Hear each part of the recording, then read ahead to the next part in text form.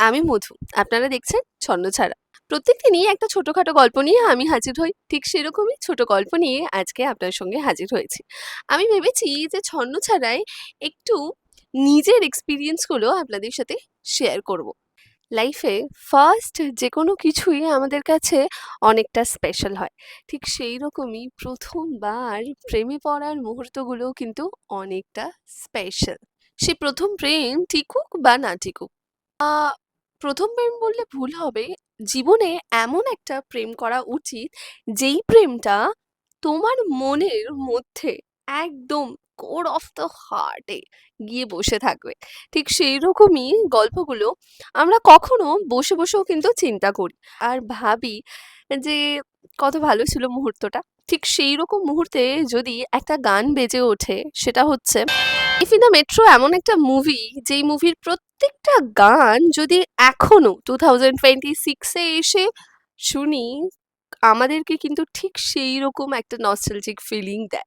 ঠিক সেই রকম মুহূর্তে যেই সময় আমাদের অগোছালো লাইফটা হঠাৎ করে গুছিয়ে ফেলেছে। ঠিক এমন একটা মুহূর্তে, যেই মুহূর্তে ভালোবাসার কোনো দরকারই ছিল না, বা হয়তো ছিল। একটা মানুষ এসে আমাদের লাইফটাকে পুরো সেট করে দিয়েছে। আবার এমন একটা সময়, যে সময় আমরা ভীষণ একা ফিল করি, আর ঠিক সেইরকম একটা মুহূর্তে আমাদের মুখের মধ্যে হাসির দরকার পড়ে, ডিম্পলের দরকার পড়ে।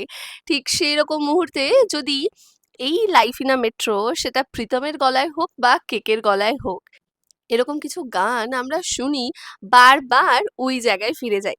কিছু, কিছু সিনেমা তার গল্পের জন্য মনে থাকে। আর কিছু, কিছু সিনেমা গল্পগুলো মনে থাকে শুধুমাত্র গানের জন্য।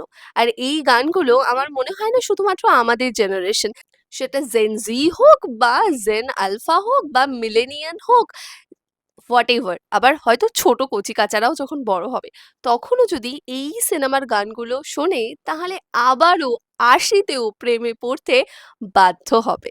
তোমার কি মতামত? লাইফ ইন আ মেট্রো তুমি কতবার দেখেছো? আর তোমার কেমন লাগে লাইফ ইন আ মেট্রোর প্রত্যেকটা গান? প্লিজ কমেন্ট করে জানাবে অবশ্যই। আর আমাদেরকে অনেক, অনেক ভালোবাসা দিও। আর ভালো লাগলে অবশ্যই শেয়ার করো ভিডিওটা তোমার প্রিয়জনের সাথে।